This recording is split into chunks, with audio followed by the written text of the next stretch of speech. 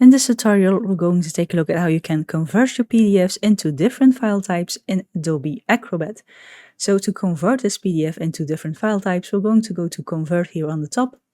And here you can choose several things. You can choose Microsoft Word, and even if you want a doc or docx file, PowerPoint, Excel, an image format, another format where you can also choose several things, image as well.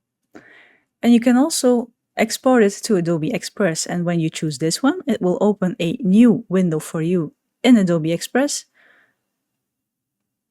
and it will convert that document.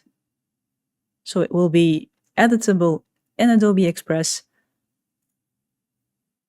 and here you can edit it and you can use the tools available in Adobe Express as well. But that's how you can easily convert your PDF to different file types in Adobe Acrobat. Like the video if you liked it, subscribe if you want to see more of my videos, and as always, thank you for watching, and I'll see you in the next one.